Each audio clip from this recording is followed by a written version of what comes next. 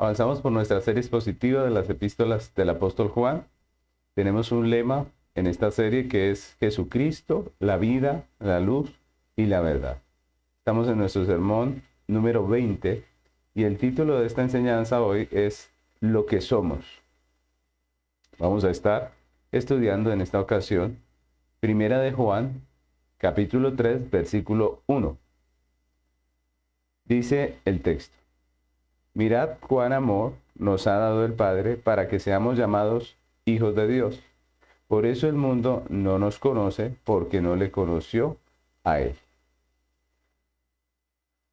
Hace algunos años, una nueva corriente ideológica llamada el Nuevo Ateísmo presentó 5 razones por las cuales ellos afirmaban que la religión es mala para la humanidad, que es perjudicial para la humanidad. Las 5 razones que ellos presentaron son las siguientes, quiero leérselas. La primera es que porque la religión es perjudicial para el pensamiento crítico. Y esto obviamente lo dice porque para los creyentes, por lo menos para los creyentes bíblicos, la justicia y la verdad son absolutas, no dependen del criterio de nadie. Entonces ellos dicen que la religión obstaculiza, perjudica el pensamiento crítico. Ese es el primer argumento. El segundo argumento es que es enemiga del arte. Y esto lo dice precisamente porque la iglesia muchas veces censura o habla en contra de el arte como expresión de pecado, como expresión de libertinaje, ¿no? No somos enemigos del arte, los creyentes. No somos enemigos del arte, al revés, promovemos el arte. Nos gusta el arte, la música, la escritura. Pero ellos dicen que nosotros somos enemigos del arte porque censuramos o criticamos las obras artísticas que son abiertamente contra la fe. Otro de sus argumentos es que destruye la libertad de las personas. Y obviamente esto lo dice porque la religión enseña que hay un Dios, un soberano, un Señor a quien le demos obediencia, un juez y un soberano de todo el universo. Otro de sus argumentos es que impide que las personas disfruten la vida. Y esa es otra mentira, ¿cierto? Que se levanta contra la iglesia, contra la religión, diciendo que nosotros prohibimos el disfrute de la vida cuando la Biblia enseña que el disfrute de la vida es un don de Dios. Nosotros no estamos en contra del disfrute de la vida, sino en contra del libertinaje. En contra del libertinaje como medio para lograr ese disfrute. Y por último dicen que la religión es mala porque es la causa de mucha violencia. Y este último argumento pues es una afirmación irónica, porque nosotros como iglesia, por ejemplo la iglesia cristiana, que ha sido perseguida a través de los siglos, pues no podemos ser los culpables de nuestra misma persecución. Entonces miren cómo se levantan estos 5 argumentos en contra de la religión y se dice que la religión es mala. Y ellos argumentan que la religión supone la mayor amenaza para la civilización humana. Y que por tanto la religión no debería tolerarse en las sociedades occidentales. No debería tolerarse. Esa es una noticia de hace unos años. Y hace poco, también una persona presenta una demanda por $70 millones contra los editores de la Biblia, algunos editores de la Biblia.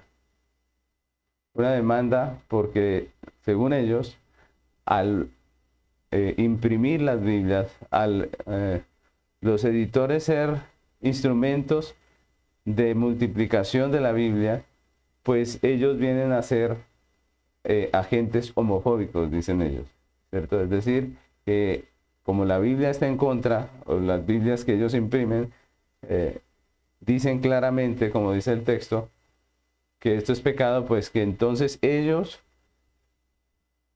están promoviendo la homofobia, ¿no? Y hay una demanda legal por $70 millones. Y como estas podemos contar en esta mañana muchas acciones que el mundo realiza contra la fe cristiana, contra la iglesia, contra la Biblia. Y la pregunta que nos hacemos es, ¿Por qué el mundo nos ve como una amenaza, no? ¿Por qué ese mal ambiente contra Dios, contra la religión, contra la Biblia, contra el cristianismo? ¿Por qué se levantan acciones en contra nuestra, en contra de nuestra fe? Y si vamos a mirar realmente el problema no solo es lo que decimos, no solamente es lo que hacemos, no solamente es lo que nosotros predicamos o escribimos en los libros, sino que el problema realmente está, como vamos a ver en este estudio de hoy, en lo que nosotros somos. Por eso el título, lo que somos. Así que vamos hoy a avanzar por este estudio de la epístola de Juan y vamos a ver lo que Juan nos está diciendo acerca de lo que somos.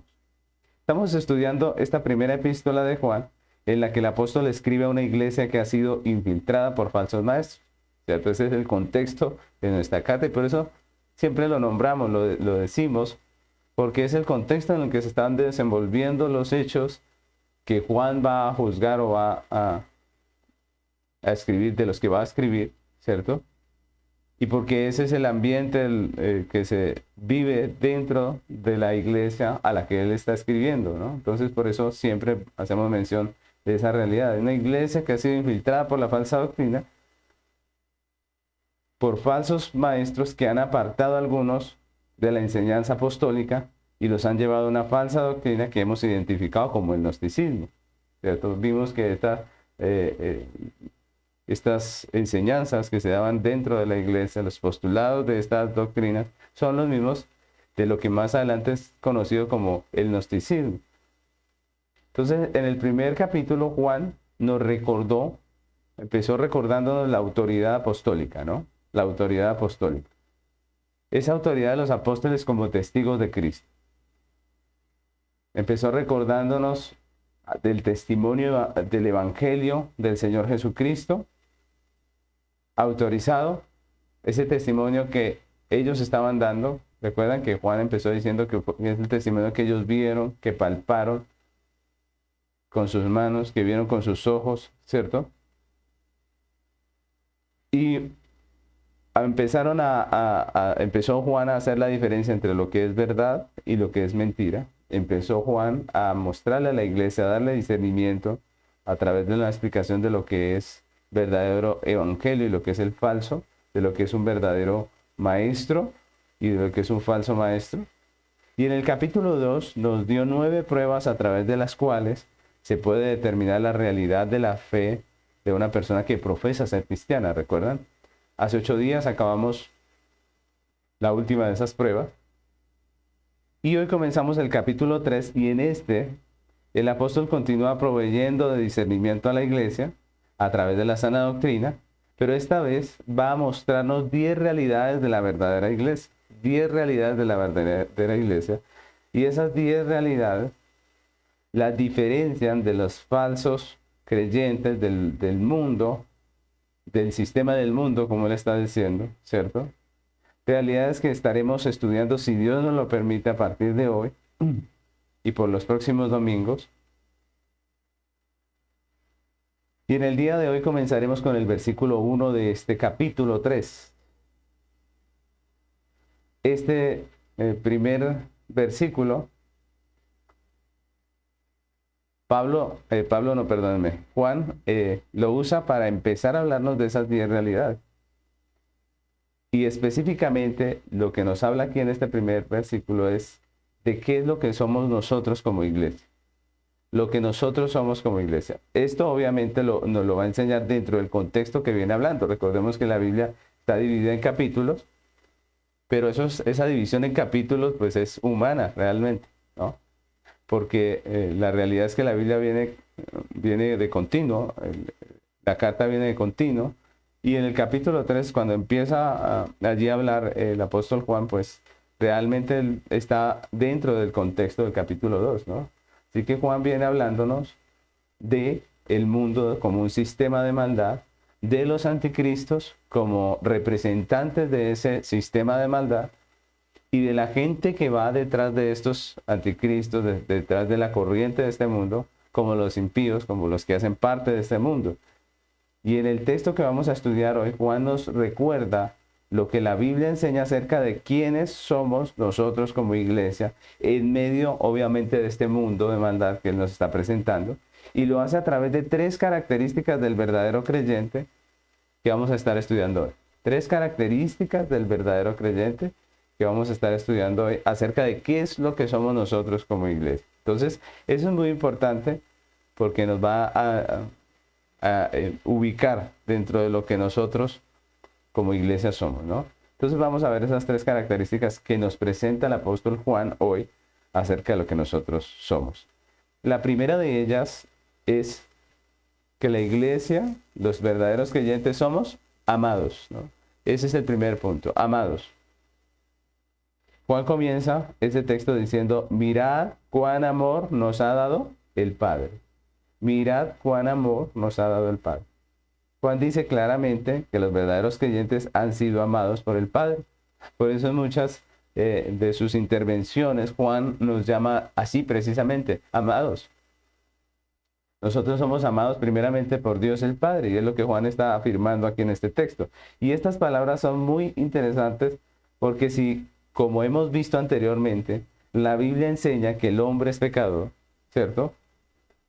Si la Biblia enseña que el hombre es enemigo de Dios y esclavo del pecado, que está muerto en sus delitos y pecados, ¿cómo es que un hombre en esas condiciones puede ser amado por un Dios que es santo y que es justo?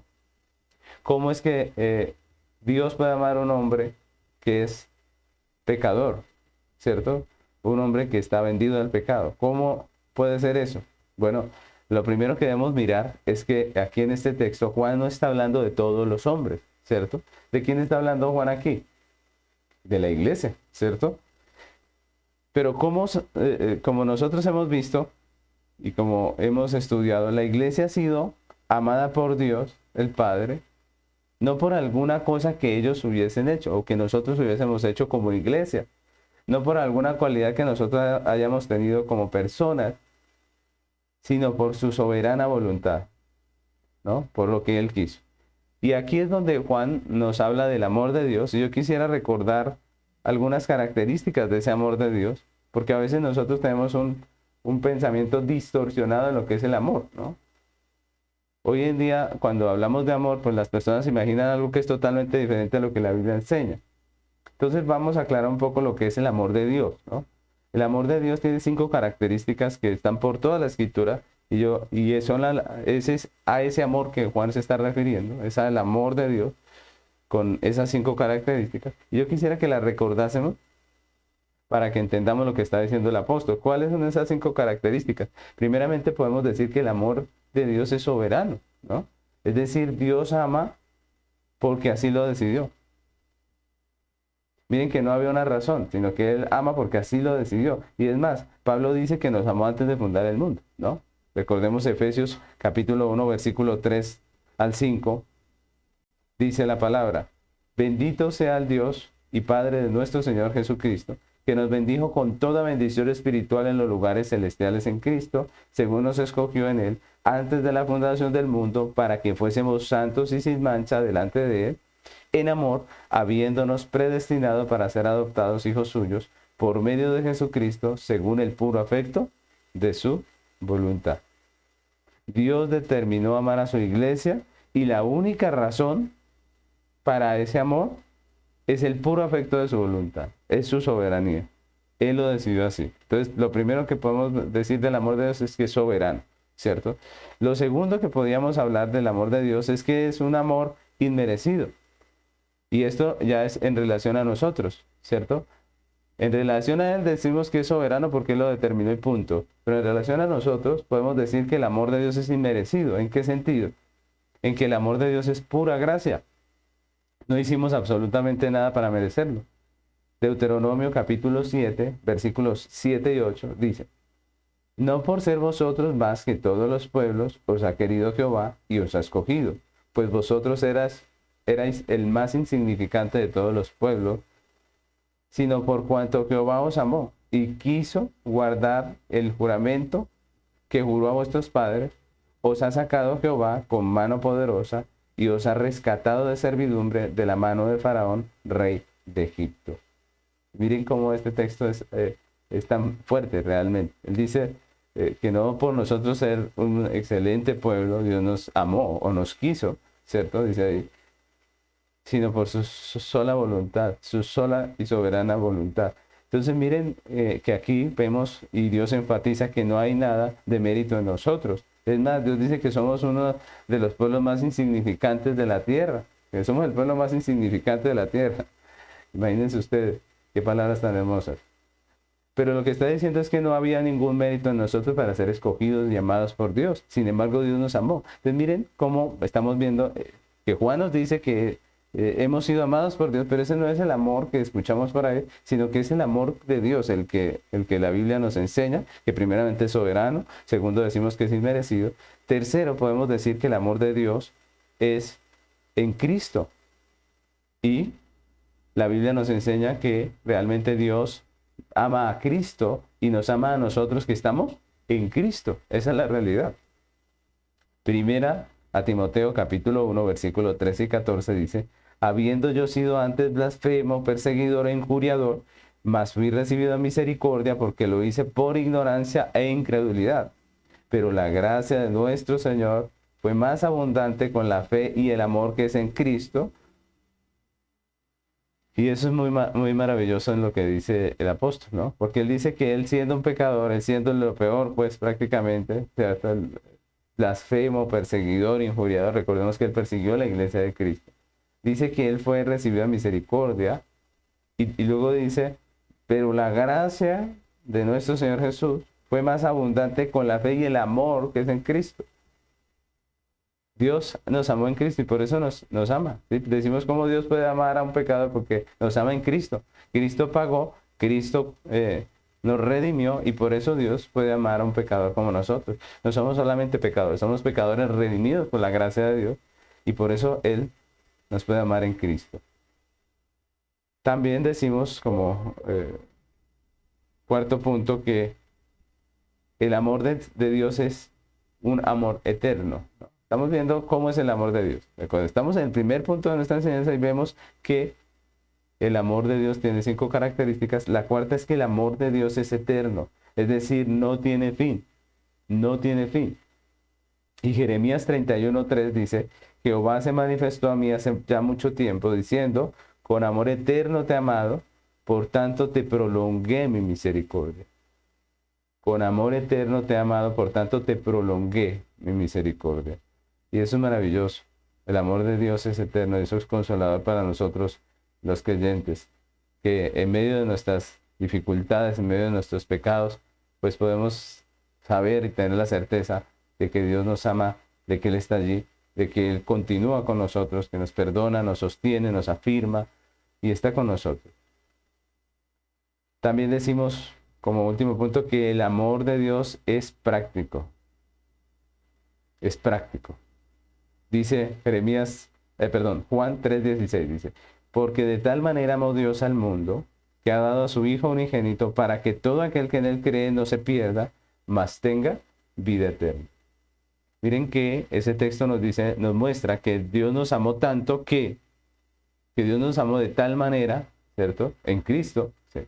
Dios nos amó de tal manera en Cristo que dio a su Hijo unigénito, que recibió su muerte en la cruz como la ofrenda, como el sacrificio por nuestros pecados. Entonces miren que no es un amor que se quedó solo en palabras. Es más, si ustedes miran la Biblia, Dios no se la pasa diciendo que nos ama, pero la obra que hace el Señor Jesucristo en la cruz, sus acciones nos muestran el amor de Dios para con su iglesia. Así que el amor práctico se manifiesta en la salvación, en la elección, en su llamado, en su justificación, en la santificación, e incluso en la disciplina y en todo el proceso que Dios hace en nosotros. Así que el amor de Dios es un privilegio de la gracia de Dios que tiene implicaciones reales y prácticas para nosotros. Es un privilegio que tiene implicaciones prácticas. Y eso es importante, porque nosotros decimos Dios nos amó y nos parece chévere decir esto. Dios nos ama y nos gozamos en esto. Sin embargo, a veces no vemos las implicaciones prácticas de esa realidad para nosotros. Si Dios nos amó en Cristo, pues Él perseverará en nosotros a pesar de nuestro pecado, a pesar de nuestra dureza, a pesar de nuestra terquedad. Dios perseverará en nosotros. Él hará su obra, Él cumplirá lo que ha determinado con nosotros. Dios aplicará a nuestras vidas los procesos que tenga Él que aplicar, pero no cesará hasta que haya cumplido en nosotros lo que Él se ha propuesto, ¿no? Hasta que haya perfeccionado la obra que empezó en nosotros. Recuerdan que así dice la Biblia, que empezó la obra en nosotros, la perfeccionará en Cristo Jesús. Primera de Pedro, capítulo 5, versículo 10 dice, mas el Dios de toda gracia, que nos llamó a su gloria eterna en Jesucristo, después que hayáis padecido un poco de tiempo, miren ese texto, después que hayáis padecido un poco de tiempo, Él mismo os perfeccione, afirme, fortalezca y establezca. Dios nos afirma y a veces tenemos unas situaciones, unos procesos, unas circunstancias a través de las cuales Dios nos afirma, nos perfecciona, nos fortalece. Y esas son implicaciones del amor de Dios. Fácilmente decimos Dios nos ama, pero a veces no miramos las implicaciones. Y algunas veces en medio de las situaciones difíciles decimos Dios no me ama. Pero es todo lo contrario. Es porque Dios nos ama que Él nos pasa por muchas situaciones y nos enseña, nos santifica. Si somos creyentes, esa es la clase de amor con la que Dios nos ama. Hoy en día, lo que pensamos acerca del amor es muy romántico, pero muchas veces es falso, muchas veces es algo idealizado, pero no es bíblico. Pero en la Biblia, el amor también es amonestación. En la Biblia, el amor también es un proceso, el proceso que muchas veces es doloroso de santificación en nosotros como hijos de Dios. Es la práctica de la disciplina por parte de nuestras autoridades. La Biblia lo dice. Eso sí es amor real. Cuando nos disciplinan, cuando nos amonestan, cuando nos dicen cómo debemos hacer las cosas, cuando nos reprenden. Eso sí es real. Jóvenes, muchas de las cosas bonitas que sus amigos les dicen no son más que hipocresía y falsedad. Y en muchos casos, el fin de toda esa hipocresía es egoísta. Pero las amonestaciones, la disciplina, los regaños de sus padres son amor verdadero. Y un día se van a dar cuenta. Lo que pasa es que a veces nosotros en la juventud vemos las cosas al revés, ¿no?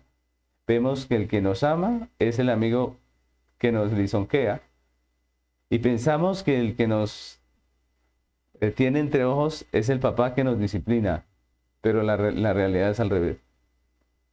Porque el verdadero amor disciplina, castiga, corrige, ayuda, sostiene.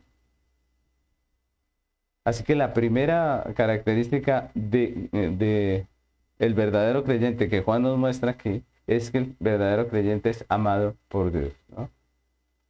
La segunda característica que vemos en este texto es que el creyente es hijo de Dios. El creyente es hijo de Dios. El apóstol continúa ese texto diciendo, mirad cuán amor nos ha dado el Padre para que seamos llamados hijos de Dios. La primera parte la vimos, mirad cuán amor nos ha dado el Padre, pero luego dice, para que seamos llamados hijos de Dios. Y Juan aquí nos habla de una de las manifestaciones prácticas del amor de Dios. ¿Cuál es esa manifestación? Que hemos sido llamados hijos de Dios, que hemos sido hechos hijos de Dios en Cristo Jesús. Y si bien cuando hablamos de ese tema de que fuimos hechos hijos de Dios o somos hechos hijos de Dios, lo primero que se nos viene a la cabeza, lo primero en que pensamos es en la adopción. Si nosotros miramos los escritos de Juan, la mención de que los creyentes somos hijos de Dios se usa más con relación a la regeneración que a la adopción. Es decir, se enfoca más en aspectos prácticos de la vida que en aspectos jurídicos o legales. Es un recordatorio de que los creyentes hemos nacido de Dios. Cuando Juan nos dice que nosotros somos hijos de Dios, lo hace en ese sentido, en que ahora hemos nacido de Dios. La Biblia enseña que el creyente en el nuevo nacimiento se le ha dado un nuevo corazón, se le ha dado una nueva vida, que Dios ha puesto su espíritu en nosotros y que está haciendo una obra de santificación por medio de su espíritu en nuestros corazones. Él nos está perfeccionando, está formando a Cristo en nosotros. Es lo que la Biblia enseña. Así que cuando Juan nos habla acerca de que somos hijos de Dios, nos está hablando más que del aspecto legal, de decir de que somos hijos de Dios legalmente adoptados. Nos está diciendo o nos está hablando más del nuevo nacimiento, de la regeneración y de esa vida nueva que tenemos en Cristo. Ezequiel 36, 25 al 27 nos habla un poco de lo que es la regeneración. Dice, esparciré sobre vosotros agua limpia y seréis limpiados de todas vuestras inmundicias y de todos vuestros ídolos os limpiaré. Y os daré un corazón nuevo y pondré espíritu nuevo dentro de vosotros y quitaré de vuestra carne el corazón de piedra y os daré un corazón de carne. Y pondré dentro de vosotros mi espíritu y haré que andéis en mis estatutos y guardéis mis preceptos y los pongáis por obra. Entonces Juan está diciendo que Dios nos amó de tal manera que nos hizo nacer de Él. Que nos hizo nacer de Él, que nos dio su espíritu, que limpió nuestro corazón y nos hizo nuevas criaturas. Somos llamados hijos de Dios, es lo que dice Juan. Somos llamados hijos de Dios, somos parte del pueblo de Dios, somos hijos de Dios. Y en ese sentido la afirmación de Juan tiene unas implicaciones no solamente legales o teológicas, sino mucho más prácticas. Juan nos está hablando de implicaciones prácticas. Recordemos que la carta toda es muy, aunque tiene mucha teología, es muy práctica, ¿cierto? Y eso nos habla de la realidad del creyente como santo o apartado, porque cuando decimos santo estamos hablando de apartado, en medio de un mundo que es un mundo en tinieblas, un mundo de pecado. Y esa realidad que estaba viviendo la iglesia no era exclusiva de la iglesia, no era una realidad inédita, sino que la historia de la iglesia nos muestra que ha sido una realidad constante a través de todo el tiempo. Y seguirá siendo así hasta el regreso de Cristo. Somos un pueblo santo, un pueblo apartado para Dios en medio de un mundo en tinieblas. Génesis capítulo 39. Versículo 7 nos habla de esta realidad, de la realidad que nosotros vivimos como iglesia, de la realidad que vivimos como pueblo de Dios en medio de un mundo en tinieblas. ¿Cuál es esa realidad? Pues que en medio del injusto sistema de maldad de este mundo, el creyente como hijo de Dios camina en justicia. Los creyentes como hijos de Dios caminamos en justicia. Génesis 39, 7 dice, vamos a leerlo hasta el 9. Aconteció después de esto que la mujer de su amo puso sus ojos en José y dijo, duerme conmigo. Y él no quiso. Y dijo a la mujer de su amo, he aquí, mi señor no se preocupa conmigo de lo que hay en casa, y ha puesto en mi mano todo lo que quiere, lo que tiene. No hay otro mayor que yo en su casa, en esta casa, y ninguna cosa me ha reservado sino a ti, por cuanto tú eres su mujer. ¿Cómo pues haría yo este grande mal y pecaría contra Dios? Recordemos que este texto nos habla de la tentación que estaba viviendo allí José. Vemos la misma realidad de la que está hablando Juan aquí en este texto. José, un hombre de Dios, un hombre santo, es decir, apartado para Dios, vive en medio de un mundo que está abocado al pecado. Y en medio de esa realidad, de esa situación, José se niega a participar de la injusticia que le propone esta mujer. Esta mujer le está proponiendo que adultere, ¿cierto?, con ella. Ella es casada, su marido le ha puesto en las manos a José todo lo que él tiene para que lo cuide como buen administrador, pero ella le está tentando a que se aproveche de esa posición y peque con ella. Y a mí me parece interesante la manera en que José se expresa. Él dice, ¿cómo haría yo este grande mal? ¿No? El mundo está lleno de injusticia. El mundo está lleno de robo, está lleno de delitos. Y el mundo el mundo vive en todas estas cosas. El mundo ama el robo, el mundo ama la codicia, el mundo ama la lujuria, ama la infidelidad. Pero el creyente que vive dentro de este mundo dice aquí en este texto, pues hace lo que hizo José. ¿Qué hizo José? Él dijo, yo no voy a hacer esta injusticia. En medio del sistema de este mundo injusto, el creyente como hijo de Dios camina en justicia. ¿Cuál más es esa realidad del creyente en medio del mundo? Que en medio del engaño y de la imposición, de la maldad y la rebelión que promueven los anticristos, los representantes del sistema de este mundo, el creyente como hijo de Dios es columna y baluarte de la verdad. En medio del engaño, el creyente es columna y baluarte de la verdad. Lo que está haciendo Juan allí en esta iglesia que está siendo tentada por el engaño, que está siendo infiltrada por la falsa doctrina. Segunda de Pedro 2:5 nos recuerda la realidad de Noé. Imagínense, estamos hablando del comienzo, ¿cierto? De Génesis. La realidad de Noé, que también estaba en medio de un mundo lleno de mentira, de engaño, pero él se levantó a proclamar la verdad. Dice segunda de Pedro 2:5, y si no perdonó al mundo antiguo, sino que guardó a Noé, pregonero de justicia, con otras 7 personas trayendo el diluvio sobre el mundo de los impíos.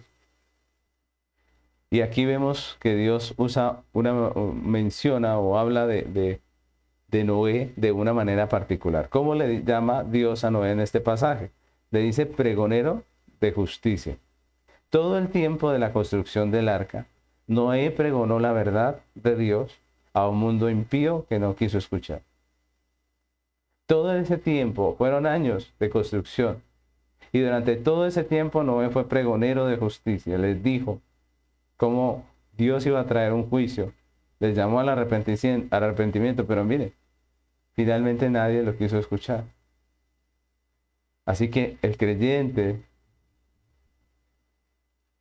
es columna y baluarte de la verdad en medio del mundo en tinieblas. ¿Cuál es más esa realidad de la que Juan nos está hablando de la situación de la iglesia en el mundo? Pues que en medio de la práctica pecaminosa de los hombres que siguen la corriente pecaminosa de este mundo, la iglesia es una comunidad santa, es una comunidad apartada. No me refiero a una comunidad perfecta, porque no somos perfectos, pero la palabra santo nos habla de apartados para Dios. Daniel, capítulo 3, versículo 16 al 18, dice la palabra: Sadrach, Mesach y Abednego respondieron al rey Nabucodonosor diciendo: no es necesario que te respondamos sobre este asunto. He aquí nuestro Dios, a quien servimos, puede librarnos del horno de fuego ardiendo, y de tu mano, oh rey, nos librará. Y si no sepas, oh rey, que no serviremos a tus dioses, ni tampoco adoraremos la estatua que has levantado.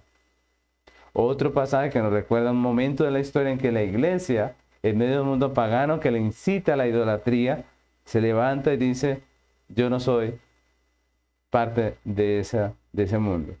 La iglesia verdadera no vive de rodillas ante la idolatría y la inmoralidad de este mundo, porque es nacida de Dios, porque son hijos de Dios, porque somos hijos de Dios. Y es lo que Juan nos está mostrando aquí. Y esa realidad de los hijos de Dios no es nueva, sino que es la realidad de todos los tiempos, como hemos visto en todos los pasajes que acabamos de leer. Una realidad práctica que estamos viendo todo el tiempo, hoy en día también. Somos hijos de luz en un mundo en tinieblas. Somos hijos de Dios en un mundo lleno de hijos de Satanás. Somos la sal de la tierra, dice la Biblia. Y es lo que nos está mostrando Juan cuando en este segundo punto nos dice que somos hijos de Dios. Y pasemos a nuestra tercera característica de este estudio, que es que la iglesia también somos desconocidos. Entonces, el primer punto dijimos que somos amados por Dios, ¿cierto?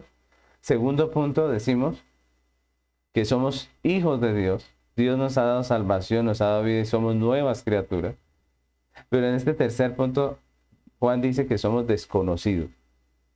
Y esa es una mención muy interesante, ¿no? El texto finaliza con una afirmación del apóstol Juan, que dice, por eso el mundo no nos conoce, porque no le conoció a él.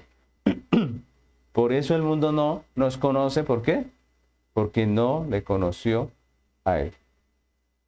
Y aquí, primeramente Juan hace una afirmación. ¿Cuál es? Que el mundo no nos conoce. Y luego nos da la razón de esa afirmación. ¿Por qué? Porque no conoció a Dios. Miren que el texto podemos dividirlo allí en dos. Ahora, hablemos primero de la razón que da Juan aquí, ¿no? Él dice que el mundo no conoce a Dios y esa es la razón de que no nos conozca a nosotros. Entonces hablemos de eso, de que Juan dice que el mundo no conoce a Dios.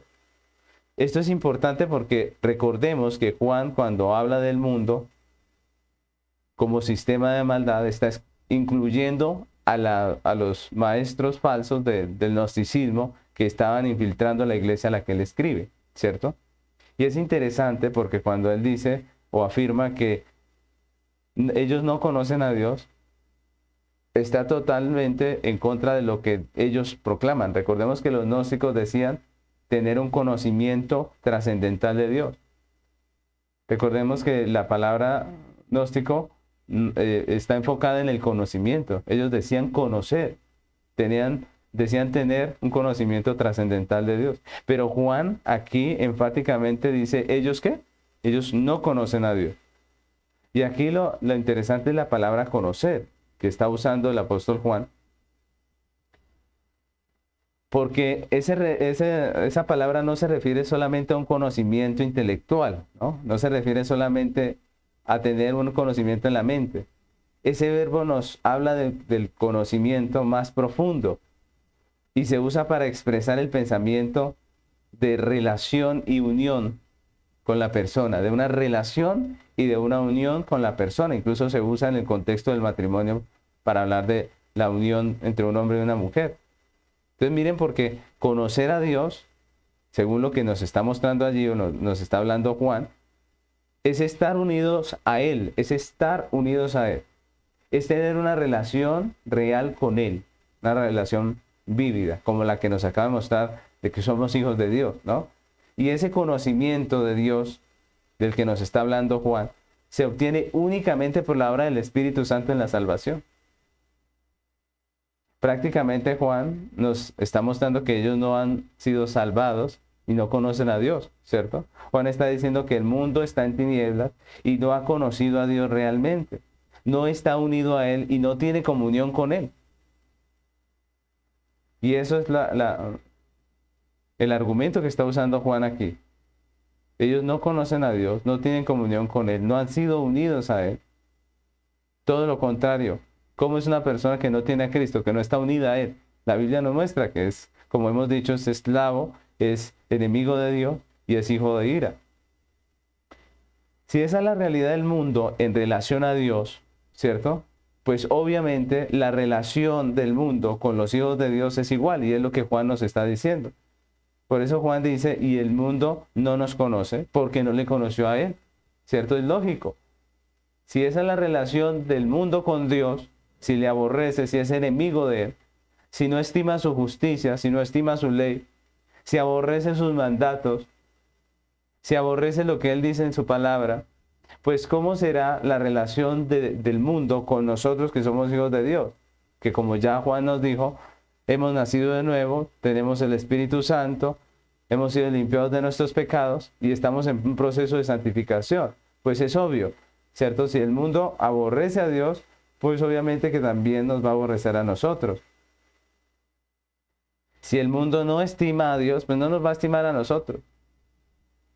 Si al mundo no le gusta que le digan o que le recuerden, porque todos tenemos conciencia, que hay un Dios soberano, que hay un juez que va a juzgar a los vivos y a los muertos. Si al mundo no le agrada eso, pues la pregunta es, ¿le agradaremos nosotros? Por eso Juan nos está mostrando esa razón del rechazo del mundo al creyente. ¿Recuerdan cómo empezamos esta enseñanza? Hablando precisamente de dos noticias, de cómo los ateos proponen que la religión no exista más prácticamente y dan 5 argumentos por las que dicen que la religión es una amenaza para el mundo, ¿cierto? Y luego vimos cómo hay una demanda de 70 millones de dólares contra algunos editores de la Biblia. ¿Por qué todo esto? Nos preguntábamos al comienzo. Pues Juan nos está diciendo, porque el mundo aborrece a Dios y si el mundo aborrece a Dios, pues nos aborrece también a nosotros, que somos sus hijos, que somos nacidos de Él, que amamos sus mandamientos, que amamos su palabra, pues obviamente nos aborrece. No estima nuestras palabras, no estima lo que les decimos.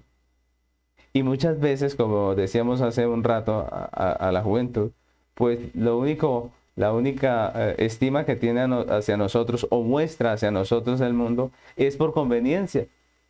Y eso es triste, pero es la realidad. Muchas veces, incluso nuestra familia que no tiene a Cristo. Muchas veces la situación es que no hay estima real, no hay amor real, sino que hay una conveniencia. Y nos estiman solamente por eso, pero cuando uno les predica, les enseña, les dice algo de la Biblia, pues no les agrada.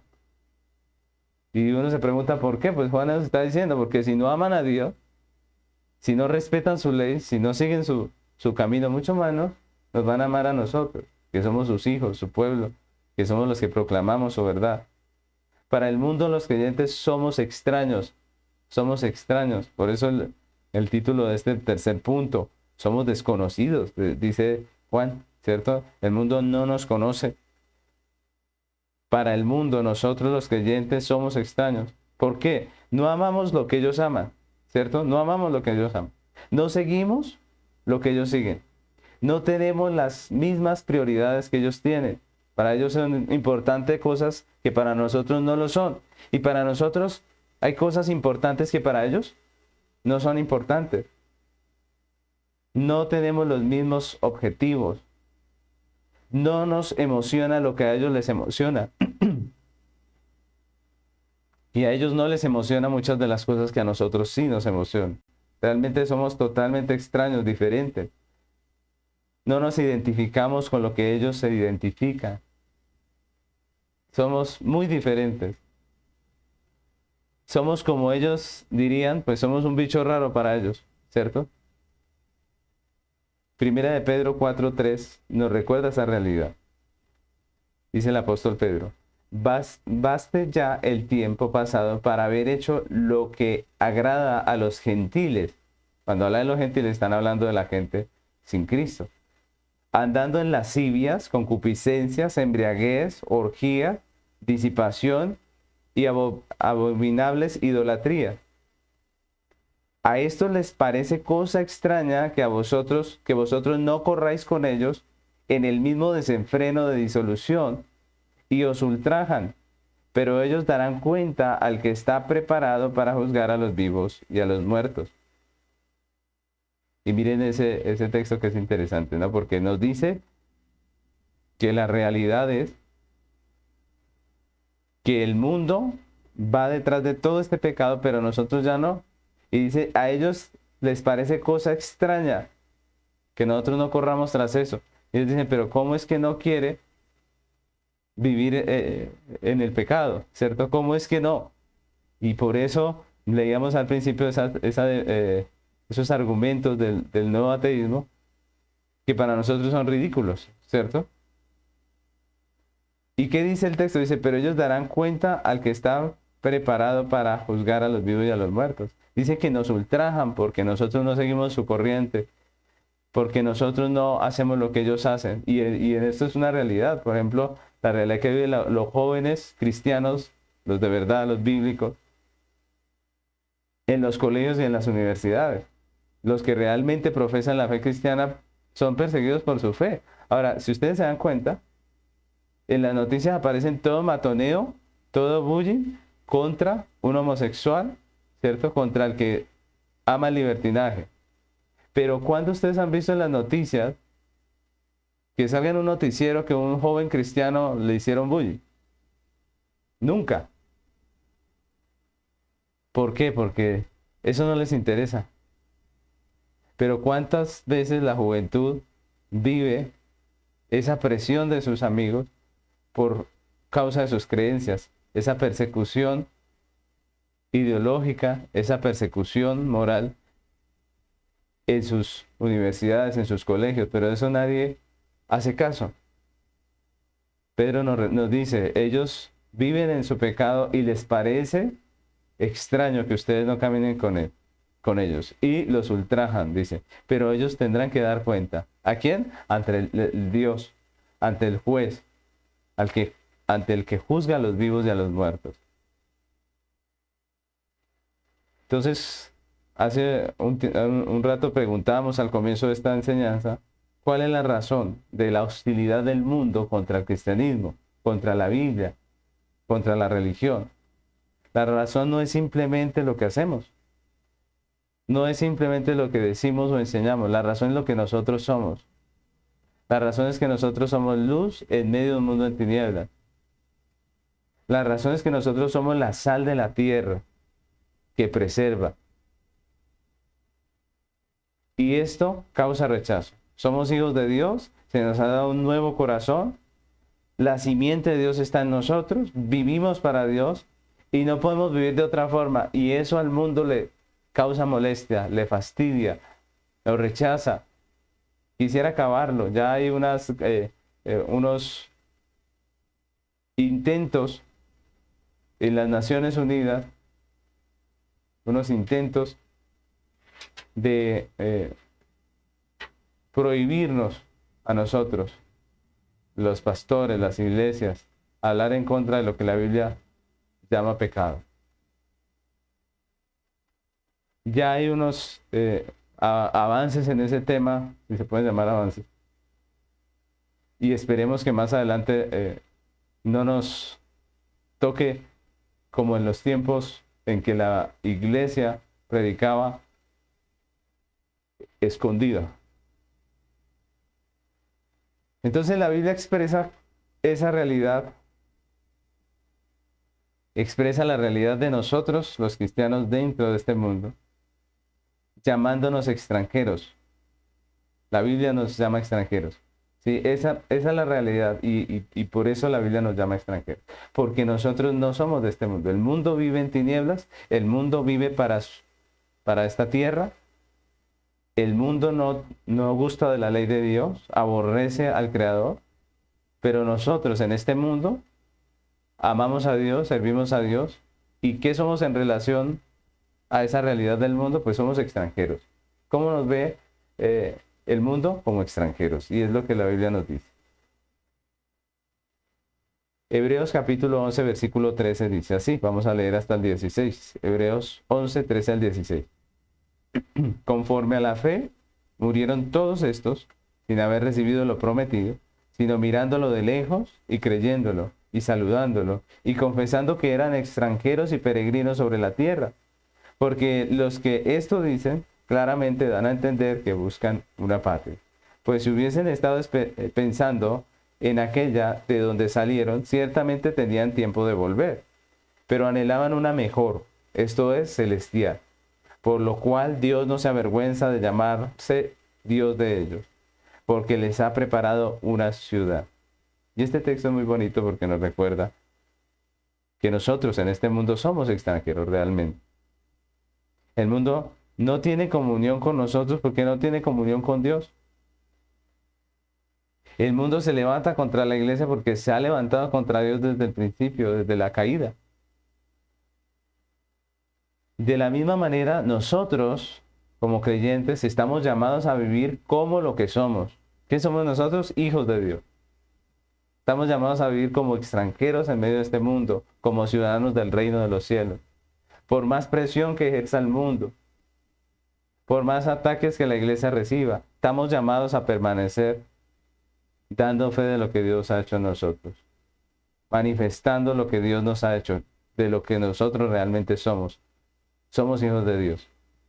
Somos extranjeros en esta tierra. Nuestra ciudadanía está en los cielos. Nuestra esperanza está en los cielos.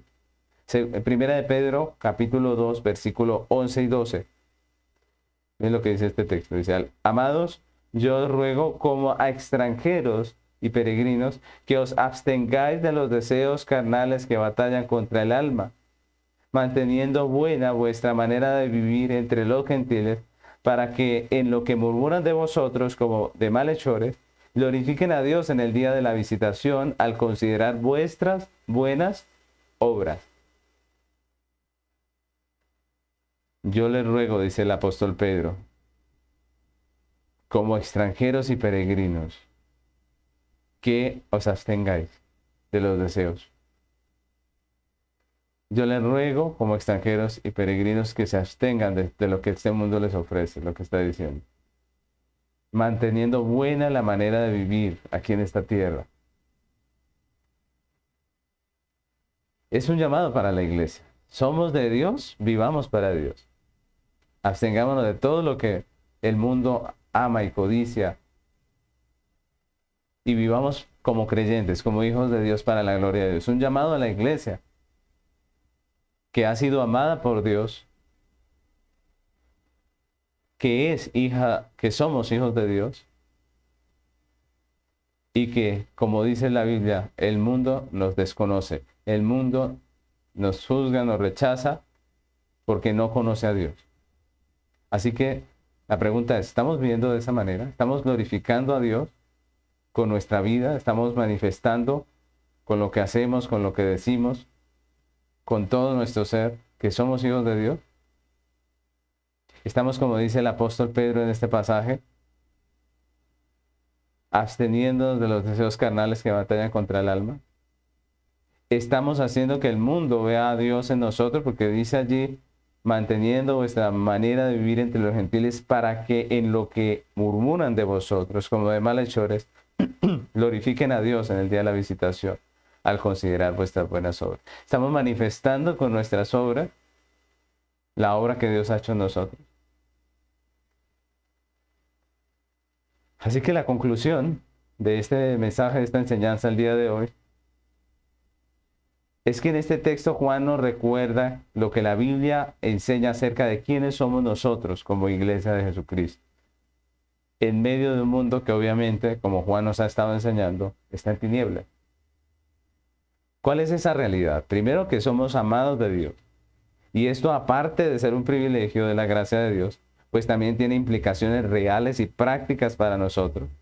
Su elección, su llamado, su justificación, pero también su santificación, la obra que Él está haciendo en nosotros, su disciplina, porque Dios al Hijo que ama disciplina, su perseverancia en nosotros, a pesar de nosotros, a pesar de nuestros pecados, Dios persevera y hace su obra en medio de nosotros.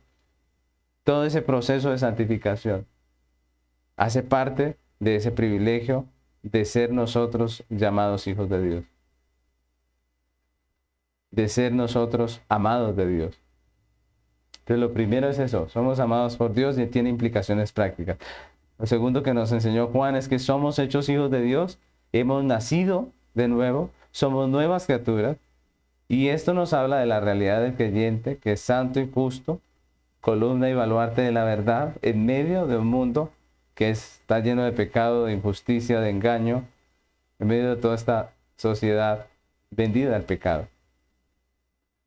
Y por último, que somos desconocidos para el mundo, que el mundo no nos conoce. No esperemos ser amados por un mundo que está en tinieblas. No se desilusione cuando su familia que no es creyente lo rechaza. La Biblia dice que esto iba a ser así. Jesús nos advirtió que esto iba a ser así, ¿cierto? El mundo no nos conoce, ¿por qué? Porque no conoce a Dios. El mundo no tiene realmente comunión con nosotros porque no tiene comunión con Dios. El mundo aborrece nuestras palabras porque aborrece la palabra de Dios. Y esa es la realidad. Aprendamos a discernir y a entender. Aprendamos a entender qué es lo correcto y qué no es correcto. Aprendamos a entender quién nos ama realmente y quién no nos ama realmente. Somos desconocidos para el mundo. Somos extraños, extranjeros. Dice la Biblia, somos peregrinos, es decir, estamos de paso. Y en esta tierra no está nuestra morada está en el cielo, nuestra ciudadanía está en el cielo. Si somos creyentes, esa es la realidad. Y esta realidad de la iglesia en el tiempo de Juan, y es también la realidad de la iglesia en nuestro tiempo. Esa es nuestra realidad Y Dios nos llama hoy a vivir como lo que somos, amados de Dios, hijos de Dios y luz en medio de este mundo.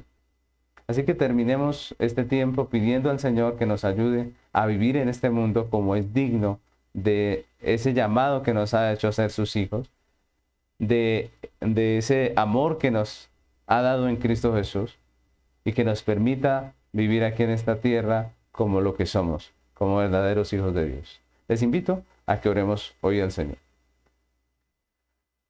Amado Dios, queremos hoy agradecer tu palabra, Señor, ese mensaje que tú nos has dado hoy, donde nos recuerda esa realidad, Señor, la realidad de los hijos de Dios, del pueblo de Dios, de lo que somos nosotros como iglesia en medio de este mundo. Señor, no podemos esperar flores, no podemos esperar aplausos de un mundo que está vendido al pecado, que se ha levantado contra ti, contra tu mandamiento, contra tu autoridad. No podemos esperar, Señor, en este mundo felicitaciones por nuestras palabras y por nuestras acciones que son coherentes con tu palabra. Señor, ayúdanos en medio de este mundo en tiniebla que nos acosa, que nos presiona, que nos persigue muchas veces. Ayúdanos en medio de estas nuevas corrientes ideológicas que no son otra cosa que la misma mentira y el mismo engaño de la serpiente en el huerto. Ayúdanos a permanecer firmes en la fe. Ayúdanos, Señor. Mira la juventud, Señor, en medio de sus realidades que viven en sus universidades, sus colegios. Señor, en los diferentes ámbitos que tienen que desenvolverse, donde sufren una persecución ideológica, moral. Señor, una persecución por su creencia. Ayúdales, fortaléceles, haznos guerreros fuertes, Señor. No queremos ser débiles ante la situación que vivimos porque somos llamados a una guerra. Ayúdanos a ser fuertes, ayúdanos a ser una iglesia guerrera, Señor. Bendícenos como pueblo tuyo y ayúdanos, Señor, a vivir en este mundo como hijos de Dios. Ayúdanos a vivir en este mundo como verdaderos hijos de Dios, que es lo que tú nos has llamado a hacer, que es lo que tú has hecho en nuestro corazón por la obra de Cristo. Te bendecimos, Padre, y te adoramos en el nombre de Cristo Jesús. Amén.